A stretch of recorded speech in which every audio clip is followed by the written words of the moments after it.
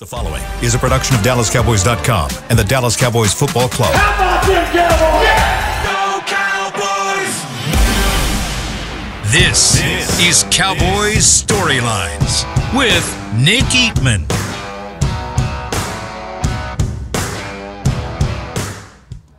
What's up, everyone? I'm Nick Eatman here, and it's another edition of Cowboys Storyline. This is episode number 4. Number 4. Who do you think our guest should be for number 4? Tyler Smith. But that's okay. We tried. We tried to get Dak. Didn't really work out. We did hear it's going to be next week, but hey, Tyler Smith, he's the guy going to be blocking right in the front there. Looks like at left guard right now. Can't wait to talk to him about a lot of things, about moving from tackle to guard, and ask him about wearing number 73 and just a lot of cool things there, and a really fun guest to have on the show, so we're excited for him. As we do every day on Cowboys Storyline, we're going to talk about the storylines. We're going to see what's happening here at Cowboys camp. The pads have come on, starting to feel like football again. Kind of feels like Texas a little bit too. The heat is been a little warmer than I thought, but it's okay.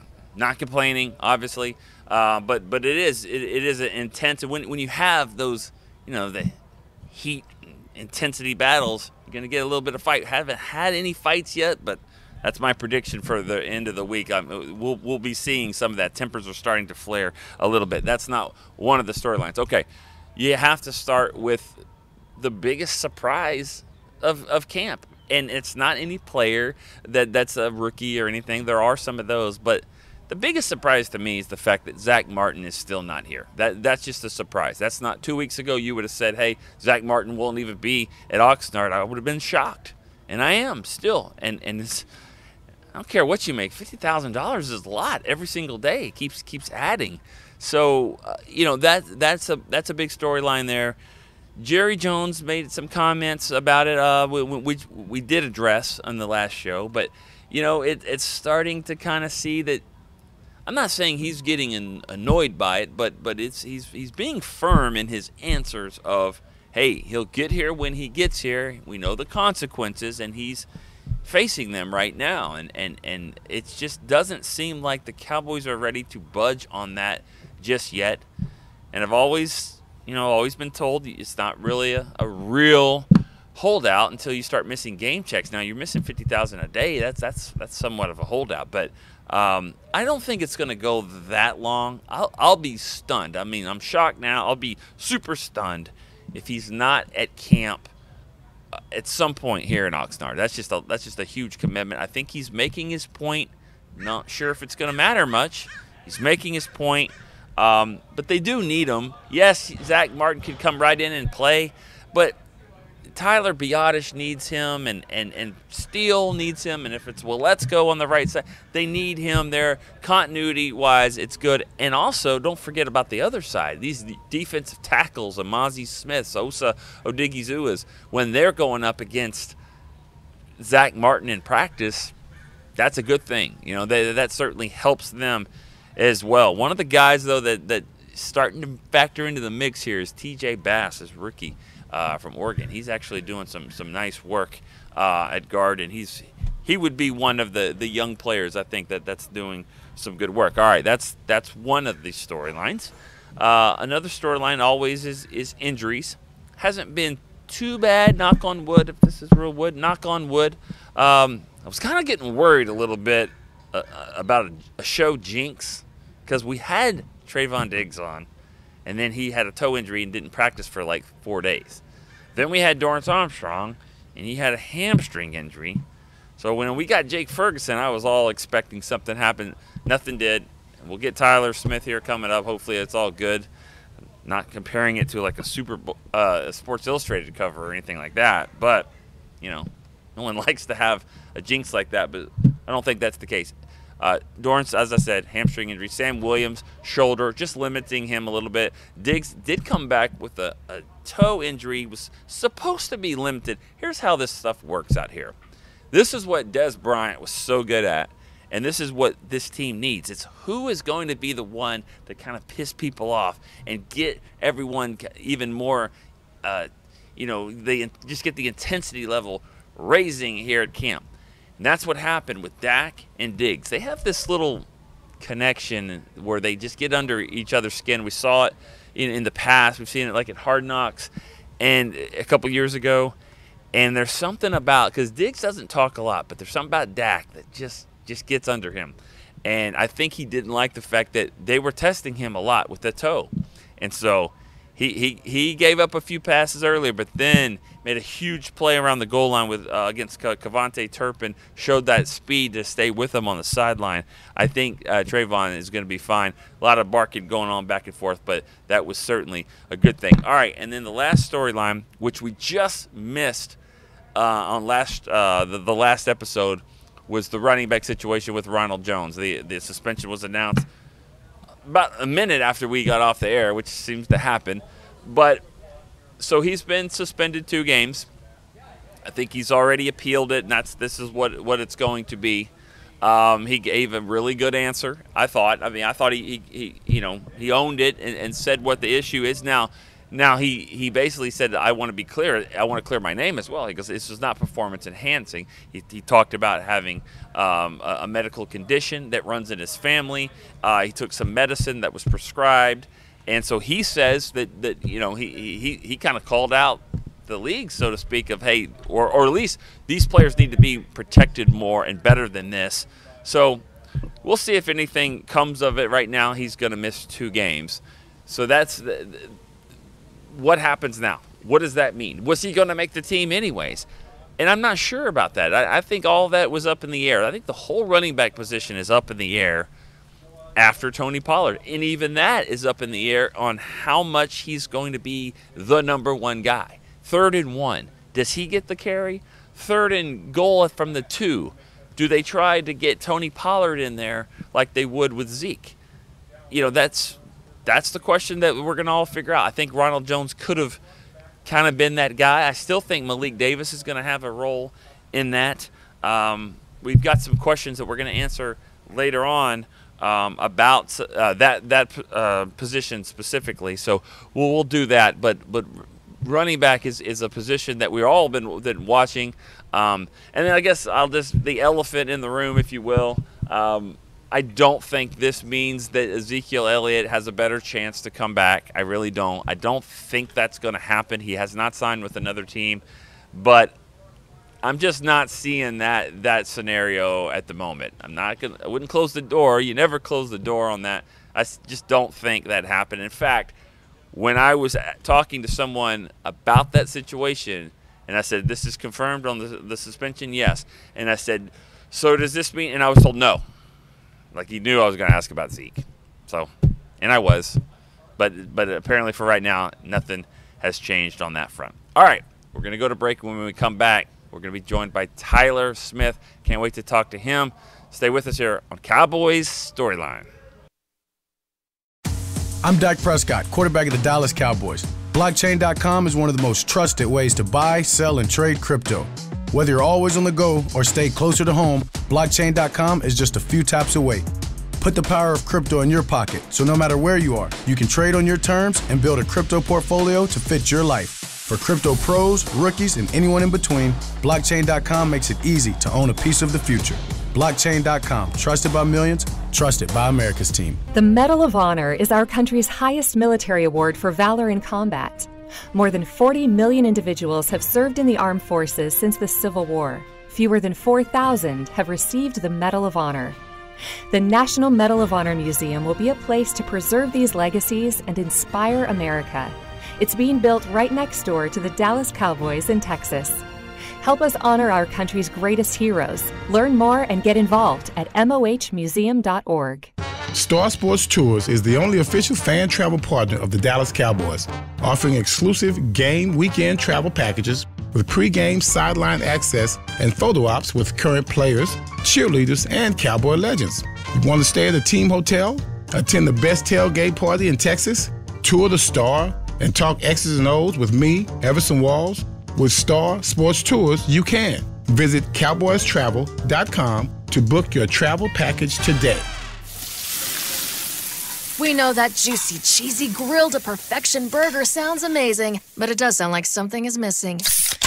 Pepsi, baby. The yin to this burger's yang. Burgers and Pepsi go together like burgers and Pepsi. This perfect blending of flavors makes every bite of lettuce, every sesame seed on the bun, and every sip of that crisp, refreshing, ice-cold cola a journey to Foodtopia.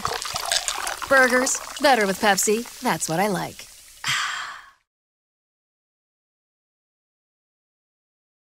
Back to Cowboys Storylines. Welcome back to Cowboys Storyline. As promised, we've got Tyler Smith, and usually we could just say offensive lineman or tackle or guard. Can I call you guard right now? Can I say guard, Tyler Smith? That's where you're playing. Or let's keep it offensive lineman. Okay, guys. You want to be versatile, guys. You got to be versatile out here. So we'll keep it as an offensive lineman. Maybe he's trying to tell us something about that. No. But I'll ask you about that, a bit of the versatility and moving back and forth. I thought you were robbed for not getting any Rookie of the Year accolades last year, just because what you were doing, left tackle, left guard, in the middle of a game, in the middle of practice, it seemed like it was a really big deal, and it was. How tough was it for you, and was it a little bit more natural than you thought? I mean, obviously, early on it was a challenge. I can't lie. Starting in training camp, I had mostly guard reps. Unfortunately, Tyron went down with his injury. I was kind of thrusting and having to play tackle 10 days from the season opener. And so throughout the season, just kind of having to switch from guard to tackle, it was a challenge, but it was one that I can honestly say, my O-line room helped me with. Guys like, Zach Martin, Tyron Smith, T. Steele, Jason Peters especially. Just helping me out, helping me transition, giving me little tips, giving me little keys to the game that really just helped me through that. And so, the biggest thing for me was to just be solid through it, to, work it, because Zach, he pulled me to the side one day and he said, listen, it's going to be a challenge, but this is probably the best thing for your career early on is to just see this type of adversity and, go through these situations where you're having to do this. And so, I definitely embraced that. So, as I said to you before before you started taping here, I said this is a fan show, so I get some fan questions here, and there's one that was specifically what I was about to ask you here. So this is from Chris C. here. Question is, what's the biggest challenge moving back and forth? So specifically, in the middle of a game, when you're left tackle, left guard, what changes the most, other than maybe the size and speed of the guy you're facing? I mean, the technique aspect is probably the most different. When you're at tackle, you're moving in a lot of space, so you're always really quick out of your stance. Your movements can be a little bit more natural and fluid because you're operating in space against smaller guys, whereas in guard, all your steps have to be precise. They have to be fast. Your movements are tighter. Your windows for seeing things occur are way smaller because you're in a phone booth. So, you could be looking left to right and things are just flying. So you really just gotta really kind of understand defenses more. You got to understand defensive games more. You got to understand how to really work your leverage in a lot of aspects at guard, whereas with tackle, it's just a little bit more natural for me because, I played it more. Yeah. So I've always heard when those college quarterbacks that try to transition to receiver, they kind of understand what the quarterback is wanting because they played it. When you play guard now and knowing you've played most of the season at tackle, do you have a better understanding of what the tackle wants out of his guard and vice versa? Almost definitely. From a communication standpoint, definitely. Any call I get, I'm going to echo it to my tackle because, I know when I'm at tackle, I need to hear that call because I'm at the edge of the line. I'm hearing linebackers talk. I'm seeing things occur on the edge, but getting that call from my guard, is pivotal in me being able to do my job. And, in pass pro and stuff, I'm making sure that, I'm helping the center, but also got eyes on my tackle because, I know he's out there battling his butt off, trying to, block that end or whatever the case may be. So just definitely, making it as easy for everybody as possible is kind of what you should try to do. So it's kind of funny. You're talking about the center and the left tackle now. You think any guard in the history of the NFL has had to play next to two people who have the same name as him? You got Tyler here and a Smith here. I mean, is it ever confusing at all? So we have nicknames to kind of assist with that because it does get weird. So I'll know sometimes people call me Sizz. Sometimes they'll call me, they'll be like T. No, T is Tyron. Right. Tyler is, Biotish. and then they'll call me like Sis or something like that, so I know they're talking to me specifically. But it is kind of confusing at times, especially in film. Like, I always give a look, and they'll be like, Tyler. I'll be like, what's up, coach? Like, what we looking at here? They'll be like, no, Tyler B. I'm like, okay. So it is a funny little thing. We all got, we got Smith. Yeah. We got a whole bunch of Smiths. So. Well, I do have some fan questions about that. Okay. Aspiring journalist who sends one at least every day. Ask Tyler who is the best T. Smith on the team. Why are y'all trying to, man? I think we're all beautiful in our own way, guys. That's what you got to understand. Okay. So, beautiful, and now we're going to get to Beauty and the Beast. The next question, Justin Hublick. Who's the strongest on the team? You, Tyron, or Mozzie? Man. Or are we missing someone else? I mean, we got some really strong guys. Like, I ain't going to lie. If I had to, I think we all have certain strengths. I think in terms of grown man strength, like if you're looking for the strongest grown man on the team, it's probably Tyron. I ain't gonna lie, because he like in his 30s. He got like all his grown man strength going. He's been training for like over a decade, really throwing guys. So I'll give him the grown man strength aspect. But when it comes to being a strong dude, I'm no slouch myself, guys. You can go for yourself? That. I'm pretty good for myself, guys. You ain't gotta worry. I got some stuff in the tank. So have you gone up? I mean, you guys have gone up one-on-ones with Mozzie, obviously. Yeah. I mean, for a rookie, or really for anybody, do you see, man, that guy's got some? Oh yeah, he got some oomph, guys. Don't make no mistake. Mozzie, he's a young talent. He's a really strong kid, and he's gonna be great. He's a strong guy. I'm a writer. I need to know how do we spell that word? Oomph. O-O. MPH? Whatever you say is what we're going to go with. I like it. MPH. All right. Liberal arts major. All right. No, linguistics. This is just us talking. I mean, forget any of this other stuff. When's Zach coming back? Man, we don't know, guys. I ain't going to lie. Obviously, there's some things that, need to be resolved on his end. Yeah. And we're hoping we get him back as soon as possible, being that, he is one of, if not the greatest guard in the league. But, he has things that, got to be handled. Right. And, when he gets back, he's going to come back and give us everything he got. Yeah, so. I'm playing with you. You don't need to get into other people's business. However, is it opportunity for, there's younger guards that are getting in there. I know there's some rookies and younger players that are getting some valuable reps right now. So, and Zach seems like the kind of guy that could step right in. So it could be a win-win if it all works out here. Oh yeah, it's definitely valuable, in the fact that those young guys get to get those reps against the ones. They get to rotate in. We're seeing how much depth we have as an O-line for real. Like we're seeing, how guys can perform when they got to step up and go against a real challenge. We rotate more. Sometimes we're rotating less because we don't have as many guys, but it's all good work. I'll definitely say that. It's all really good work. Yeah. You mentioned his name earlier, Jason Peters, and we have a question from Brandon Laurie about that, about just what he was able to give you last year, and really everybody. You got a chance to come into a situation and where you were surrounded by future Hall of Famers, including Jason Peters. What did he specifically bring?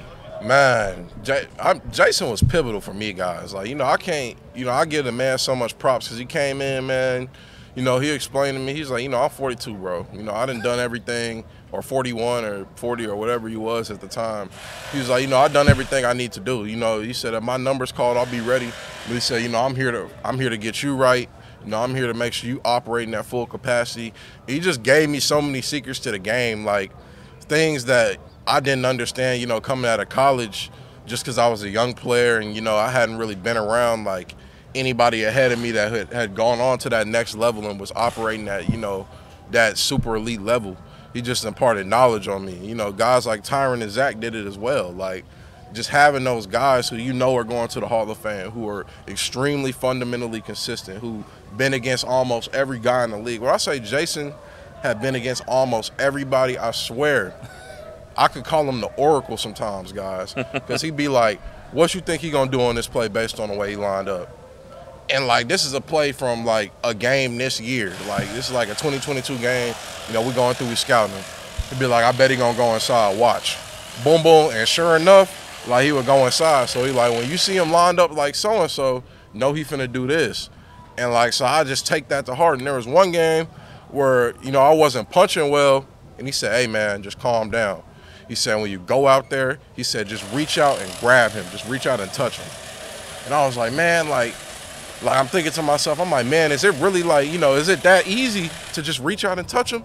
But sure enough, like, I kicked out, I reached out and I grabbed him. I said, I got him.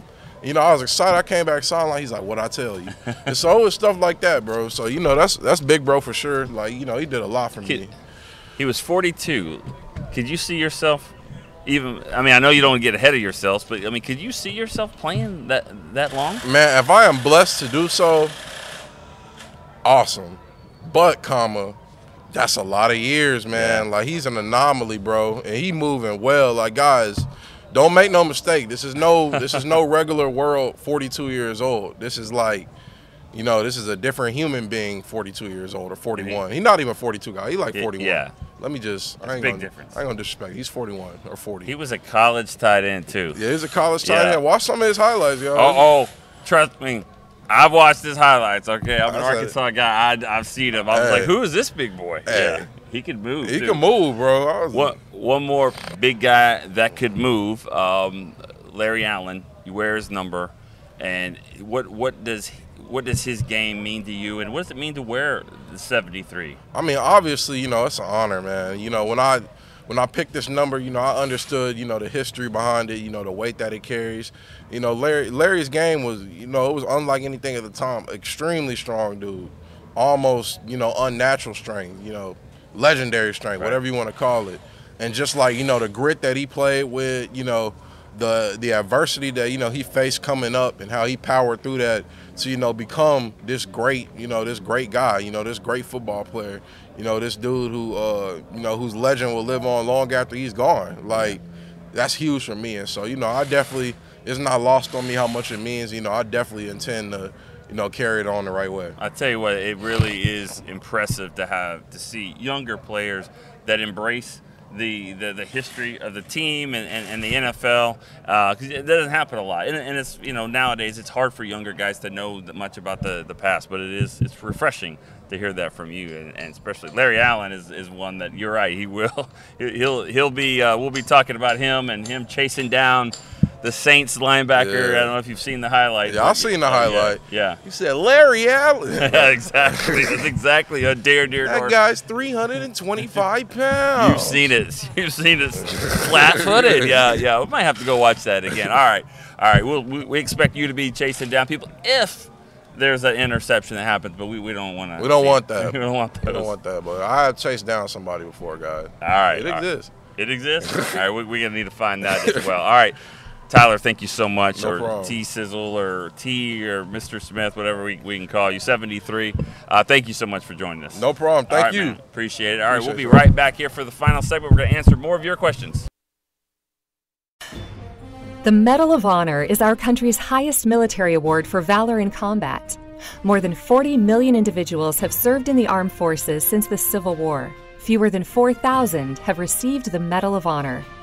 The National Medal of Honor Museum will be a place to preserve these legacies and inspire America. It's being built right next door to the Dallas Cowboys in Texas. Help us honor our country's greatest heroes. Learn more and get involved at mohmuseum.org. I'm Dak Prescott, quarterback of the Dallas Cowboys. Blockchain.com is one of the most trusted ways to buy, sell, and trade crypto. Whether you're always on the go or stay closer to home, Blockchain.com is just a few taps away. Put the power of crypto in your pocket, so no matter where you are, you can trade on your terms and build a crypto portfolio to fit your life. For crypto pros, rookies, and anyone in between, Blockchain.com makes it easy to own a piece of the future. Blockchain.com, trusted by millions, trusted by America's team. Hey, Cowboys fans, ready to spice up your next watch party? Bring Yo Quiero guacamole and be the game day hero. Yo Quiero means I want, and we know you want great, fresh-tasting, ready-to-serve guacamole for your home gating and tailgating events. Made with real avocados and the perfect blend of spices, it will be the star of any party. You can find us at your local Albertsons or Tom Thumb in the deli section. If you can't find it, talk to your store manager and tell them, Yo Quiero guacamole. Star Sports Tours is the only official fan travel partner of the Dallas Cowboys, offering exclusive game weekend travel packages with pregame sideline access and photo ops with current players, cheerleaders, and Cowboy legends. You want to stay at a team hotel, attend the best tailgate party in Texas, tour the Star, and talk X's and O's with me, Everson Walls? With Star Sports Tours, you can. Visit cowboystravel.com to book your travel package today. Back to Cowboys Storylines.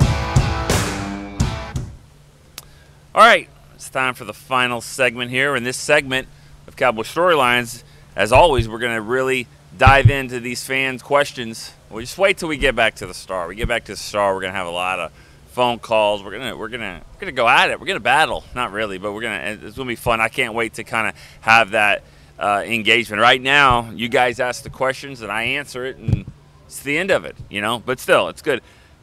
Definitely want to thank Tyler Smith for being here. That was a lot of fun. He's just a cool guy. Just kind of chill, you know. But then he's got a mean streak to him, as all the good offensive linemen do. And so I'm glad we didn't see that side for sure. All right. Let's go to the questions. This is the name. This is his Twitter name. Alan, sad since '96. Huh. Seems like a Super Bowl thing.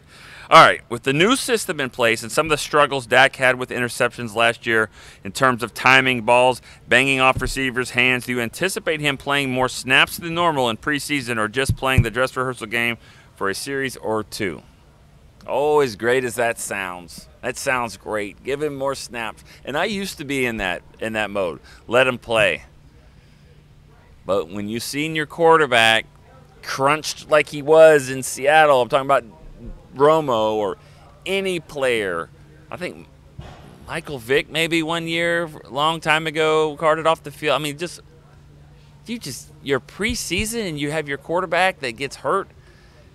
What a punch to the gut that would be. As great as it would be to give him a little bit more timing and reps and all that, and new offense, I don't know.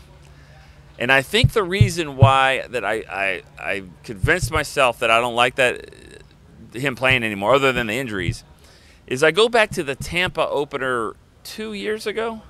Remember, he got hurt against the Giants, week 6, 5, missed all year. Comes back, missed some time in camp because he had the shoulder or armpit injury or whatever he had. Didn't do anything. Then he goes to Tampa and plays lights out, 400-something yards. Easily could have won that game, lost at the final second. He played great. I thought that game, don't let Nate Newton hear you, but I thought it was a moral victory because I thought what it did to the morale of the team. They went on a winning streak. I thought, but that right there was like, all right, they really don't need to play in preseason because Dak was obviously ready to play. And go back and look at this team for the most part. And that Tampa game last year was terrible. We all know that. But for the most part, this football team comes out and does a really good job in the preseason. In the first month of the season. And last year included. I mean, they lost the first one bad, but then it came back with Cooper Rush and still won the rest of the games in September. So what they're doing in the preseason works. I wouldn't change it at all here. All right. Mayo has a question here. Based on performance only in training camp so far, how would you rank the wide receiver position? Whew. Based on performance only, not your expectations coming in or any of that stuff. I'm not going to go through the whole list, but there's no surprise. I mean, CD has been number one, in my opinion. CD is everything that you want him to be. And also you got to remember, too, is who he's going up against. He's going up against the top corners, and he looks really good. Brandon Cooks is right there. Gallup has made some plays. I could rank him differently, but that's 1, 2, and 3 for you, so it really doesn't matter. And my producer here, Chris Beam, at the break had an outstanding point. He actually gave me the roster, and he's totally right. There's 13 receivers here. 5 are making the team. 5 have already made the team. The other guys, it's 8 guys for one spot on the roster, maybe 2 spots on your practice squad. And of course, you can call some guys up. So being on the practice squad is not the end of the world. You still could play, but there's not a lot of spots here if we assume, and I think we should assume, Jalen Tolbert is making the team. And he's looked pretty good out here. Why would you give up on your third-round pick? There's no reason to. You want to see progress. He's showing that. Let's see what he does in the games. I don't know how Turpin doesn't make this team. Turpin is an all-pro returner from last year. Not just Pro Bowl, all-pro. We saw, even in the preseason, but we saw how dynamic he can be. Teams remembered that in the season. They kicked away from him. He had some plays. Now he's doing it on offense, too. So after that, I like what I've seen out of Jalen Brooks. Who hasn't? I mean, he's been really good. A lot of that's based off expectations because he didn't do a lot in college. He has looked good. Jalen Marino Cropper has done a nice job.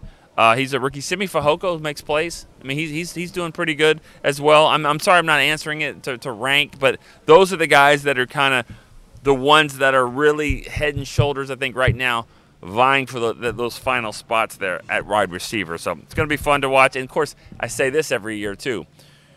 We're not even talking about Dontario Drummond, but he'll make a one-handed diving catch in the fourth quarter of a game against Jacksonville for a touchdown maybe, and it's like, oh, well, where does Drummond fit it? It always happens. The games matter, and it'll be really cool to see that. All right, Sean Lawson.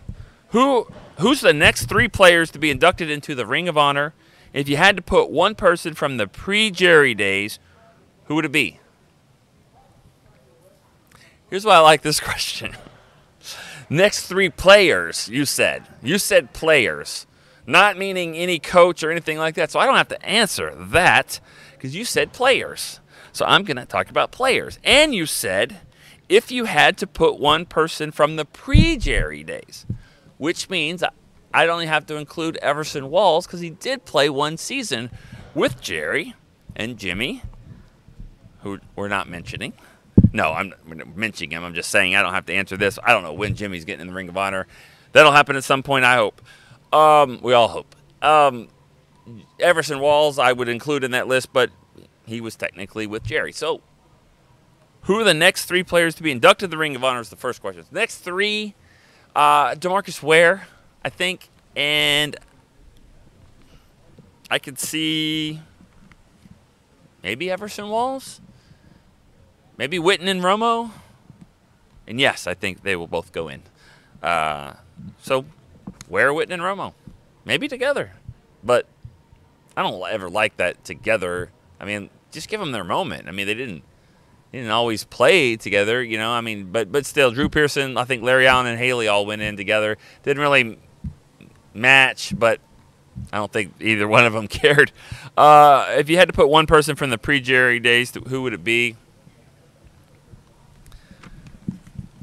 I kind of think Harvey Martin was pretty good. Harvey Martin, Cornell Green. Those two would I would say. I like Too Tall Jones, but